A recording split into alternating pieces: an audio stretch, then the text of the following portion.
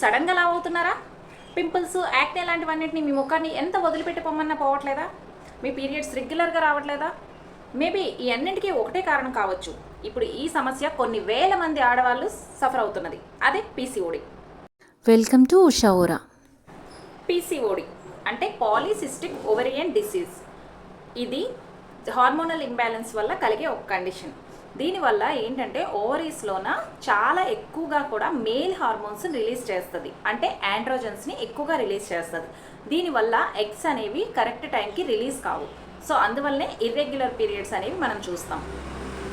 ఇంకా అదేవిధంగా సిస్ట్స్ కూడా, అంటే చిన్న చిన్న గాలితుల సిస్టులు కూడా ఫామ్ అయ్యే అవకాశం ఉంటుంది. పీసీఓడి సిమ్టమ్స్ మనకి ఫస్ట్ మోస్ట్ కామన్గా కనిపించే అసలు మెయిన్ సిమ్టమ్ ఏంటంటే పీరియడ్స్ అనేవి రెగ్యులర్గా రాకపోవటం.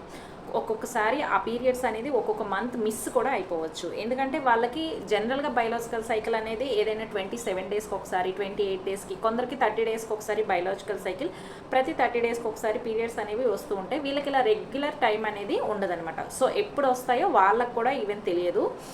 కొన్నిసార్లు అయితే ఒక్కొక్క మంత్ అది మిస్ కూడా అయిపోవచ్చు. ఇలా ఇర్రెగ్యులర్ పీరియడ్స్ అనేవి కనిపిస్తూ ఉంటాయి.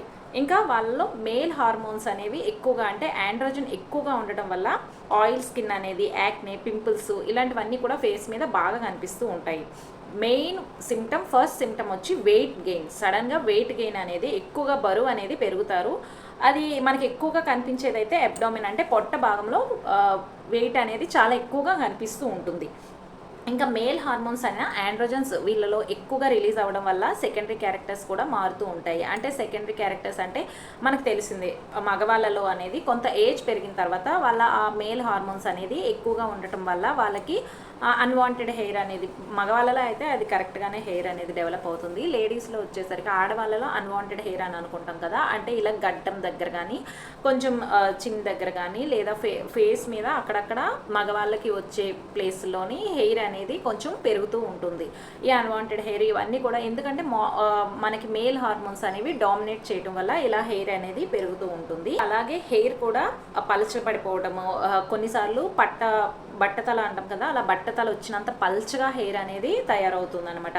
ఈ పీసీఓడి సమస్య వల్ల బట్టతలలాగా ఆ హార్మోన్స్ ఇంబ్యాలెన్స్ వల్ల హెయిర్ ఫాల్ అనేది చాలా ఎక్కువ కనిపించేస్తుంది. అలా పట్టతలలాగా వస్తుంది లేడీస్కి కూడా. ఇంకా ఏంటంటే రెగ్యులర్గా పీరియడ్స్ అనేవి ఉండకపోవటం వల్ల వాళ్ళకు కూడా కరెక్ట్గా ఎప్పుడు వాళ్ళ ఓవ్యులేషన్ టైం అనేది, ఎగ్ ఏ టైంకి రిలీజ్ అవుతుంది అనేది వాళ్ళకు కూడా కరెక్ట్గా తెలియదు. సో దానివల్ల ఏంటంటే ప్రెగ్నెన్సీ టైంలో చాలా ప్రాబ్లం ఫేస్ చేయాల్సి వస్తుంది. కరెక్ట్గా అసలు ఏ టైంకి ఓవ్యులేషన్ పీరియడ్ అనేది ఉందనేది వాళ్ళకే అర్థం కాదు, డాక్టర్స్కి అర్థం కాదు. సో అందువల్ల మనం ఒక్కసారి డాక్టర్ దగ్గరికి వెళ్ళినా సరే వాళ్ళు కంపల్సరీగా, అందుకే పీరియడ్స్ ఫస్ట్ రెగ్యులర్ అవ్వడానికి, హార్మోనల్ ఇంబ్యాలెన్స్ నుంచి బ్యాలెన్స్ చేయడానికే మనకి మెడిసిన్ అనేది ఇస్తారు. సో అందువల్ల ప్రెగ్నెన్సీలు కూడా ఈ పీసీఓడి సమస్య ఉన్న వాళ్ళకి కరెక్ట్గా చెప్పలేము, కొంచెం కష్టం అవ్వచ్చు. గ్యారంటీ ఉండదు అలా అని ప్రాబ్లం కాదు, కంట్రోల్ చేసుకోవచ్చు. కానీ కొంచెం కష్టంగా ఫస్ట్లో అర్థం కాదు కాబట్టి కంట్రోల్ చేసుకునే వరకు అర్థం కాకుండా ఉంటుంది. అందుకే హార్మోనల్ బ్యాలెన్స్ అనేది కరెక్ట్గా ఉండేటట్టు చూసుకోవాలి. పీసీఓడికి మెయిన్ రీజన్స్ ఏంటి అంటే హార్మోనల్ ఇంబ్యాలెన్స్. మనం ముందే ఆల్రెడీ చెప్పుకున్నాం కదా, హార్మోనల్ ఇంబ్యాలెన్స్ వల్ల ఏంటంటే ఎక్కువగా మేల్ హార్మోన్స్ అనేవి, అంటే ఆండ్రోజన్స్ ఎక్కువగా రిలీజ్ చేస్తాయి. దీనివల్ల సిస్ట్లు కూడా ఫామ్ అవ్వడానికి ఇది ఒక కారణం అవుతుంది. అదేవిధంగా ఇన్సులిన్ రెసిస్టెన్స్ని కూడా హైగా ఉంచి అదేంటంటే మన ఓవరీస్ని ట్రిగ్గర్ చేస్తాయి. ఇంకా ఏంటంటే జెనెటికల్గా, అంటే వంశపారంపర్యంగా కూడా ఈ పీసీఓడి ఒకరి నుంచి ఒకరికి ట్రాన్స్ఫార్మ్ అవుతుంది. అలా ఒకరి నుంచి ఒకరికి వంశపారంపర్యంగా వచ్చినప్పటికీ కూడా అది 100% మొత్తంగా వస్తుందని లేదు, కానీ కొన్నిసార్లు అది కూడా ఒక రీజన్ కావచ్చు రావడానికి. ఇంకా ఏంటంటే లైఫ్ స్టైల్ చేంజెస్. ప్రెజెంట్ మనం ఎక్కువ స్ట్రెస్తో కూడిన వర్క్ చేయడం, ఎక్కువగా జంక్ ఫుడ్, అంటే ఆరోగ్యకరమైన ఫుడ్ని తీసుకోవడం చాలా తగ్గిపోయింది. ఇప్పుడు చాలా ఎక్కువ జంక్ తీసుకోవడం వల్ల ఇష్టం వచ్చిన టైంలో తినడం, ఇవన్నీ కూడా ఒక కారణాలు. ఇంకా అదేవిధంగా ఒకే దగ్గర కూర్చొని అలాగే ఉండడం, ఒకే దగ్గర కూర్చొని ఎక్కువగా కదలికలు లేకుండా ఒకే దగ్గర అలా కూర్చొని పని చేయడం, ఇవన్నీ కూడా వెయిట్ గెయిన్ అవ్వడానికి, అలాగే ఇన్సులిన్ రెసిస్టెన్స్ అనేది పెరగడానికి కూడా మెయిన్ రీజన్స్. ఇవన్నీ వల్ల పీసీఓడి అనేది చాలా వేగంగా ట్రిగ్గర్ అవుతుంది. బెస్ట్ హోమ్ రెమెడీస్: దాల్చిన చెక్కని కాసేపు వేడి నీళ్ళలో మరిగించుకొని ఆ గోరువెచ్చటి నీటిని రోజు మార్నింగ్ తీసుకోవడం వల్ల ఇన్సులిన్ సెన్సిటివిటీని అది ఇంప్రూవ్ చేయడంలో హెల్ప్ చేస్తుంది. అలాగే మెంతులు, మన అందరికీ తెలిసిన మెంతుల్ని రాత్రిపూట నానబెట్టుకొని రోజు మార్నింగ్ పూట తెల్లవారి ఆ నానబెట్టిన నీటిని తాగడం వల్ల ఏంటంటే మన హార్మోనల్ ఇంబ్యాలెన్స్ అనేది అది కంట్రోల్ చేస్తుంది, ఇంబ్యాలెన్స్ నుంచి కాస్త బయటపడడానికి హెల్ప్ చేస్తుంది. ఇంకా అవిసె గింజలు, ఫ్లాక్స్ సీడ్స్ అని మార్కెట్లో ఇప్పుడు దొరుకుతున్నాయి కదా, ఈ ఫ్లాక్స్ సీడ్స్ని తీసుకోవడం వల్ల ఏంటంటే దానిలో ఎక్కువగా ఒమేగా 3 ఫ్యాటీ యాసిడ్స్ ఉండటం వల్ల ఇవి మేల్ హార్మోన్స్, మనం ఆల్రెడీ చెప్పుకున్నాం కదా, పీసీఓడి సమస్య ఉన్న వాళ్ళకి ఆండ్రోజన్ అంటే మేల్ హార్మోన్స్ అనేది ఎక్కువగా రిలీజ్ అవుతూ ఉంటాయని. సో అటువంటి మేల్ హార్మోన్స్ని అవి కంట్రోల్ చేస్తాయి అన్నమాట. సో దానివల్ల ఎక్కువగా మేల్ హార్మోన్స్ రిలీజ్ కాకపోవడం వల్ల మనకి అన్వాంటెడ్ హెయిర్ ఇలా వాటి వల్ల వచ్చే ఎఫెక్ట్స్ అన్నీ కూడా కనిపించడం తగ్గుతూ ఉంటుంది. ఇంకా అలోవెరా జ్యూస్ అంటే కలబంద జ్యూస్ని రోజు కూడా మార్నింగ్ తీసుకోవడం వల్ల హార్మోనల్ ఇంబ్యాలెన్స్ నుంచి అది కంట్రోల్ చేయడంలో, రెగ్యులేట్ చేయడంలో చాలా హెల్ప్ చేస్తుంది. కానీ రోజు కూడా చాలా తక్కువ క్వాంటిటీలో అలోవెరా జ్యూస్ని తీసుకోవడం మంచిది. పీసీఓడి సమస్య ఉన్న వాళ్ళకైతే డైట్ అనేది చాలా ఇంపార్టెంట్. వాళ్ళు తీసుకునే ఫుడ్ అనేది వాళ్ళదే పీసీఓడి సమస్య నుంచి బయటపడడానికి బాగా ఎక్కువగా సహాయపడుతుంది. సో వాళ్ళు ఏంటంటే ఎక్కువగా ఫైబర్ ఎక్కువగా ఉండే వెజిటేబుల్స్ని, ఫ్రూట్స్ని తీసుకోవడం మంచిది. అంటే క్యారెట్, పాలకూర ఇలాంటి వాటిని ఎక్కువగా ఫైబర్ ఉండే ఫుడ్ని తీసుకోవడం మంచిది. అలాగే ఎక్కువగా ప్రోటీన్ ఫుడ్, ప్రోటీన్ అంటే ఏంటంటే ఎగ్స్, డ్రై ఫ్రూట్స్, అదే నట్స్ కానీ, పప్పు కానీ ఇలాంటివన్నీ ఎక్కువగా తీసుకోవడం అనేది, ప్రోటీన్స్, ఫైబర్ ఎక్కువగా ఉన్న ఫుడ్ తీసుకోవడం అనేది వాళ్ళకి చాలా మంచిది. ఇంకా అలాగే జంక్ ఫుడ్ని పూర్తిగా అవాయిడ్ చేయాలి.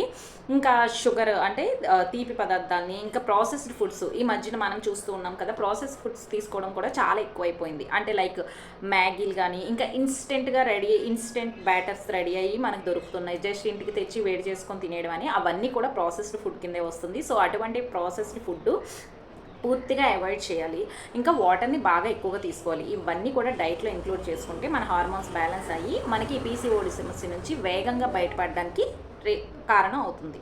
పీసీఓడి ఉన్న వాళ్ళు ఏంటంటే డైట్తో పాటు లైఫ్ స్టైల్ చేంజెస్, చిన్న లైఫ్ స్టైల్లో కూడా మార్పులు చేసుకోవాలి. అది కంపల్సరీగా మన హార్మోన్స్ని రెగ్యులేట్ చేయడంలో హెల్ప్ చేస్తాయి.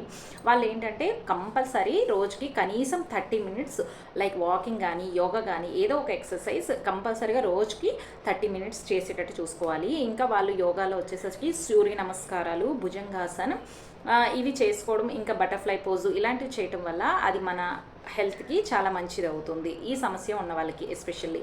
ఇంకా అదేవిధంగా వాటర్ అనేది ఎక్కువగా తీసుకోవాలి. ఇంకా రోజుకి కనీసం 7 నుంచి 8 గంటలు నిద్ర కూడా చాలా ఇంపార్టెంట్. ఇంకా స్ట్రెస్ని రెడ్యూస్ చేసుకోవడానికి, స్ట్రెస్ని బాగా తగ్గించుకోవడానికి మెడిటేషన్ అనేది అలవాటు చేసుకోవడం మంచిది.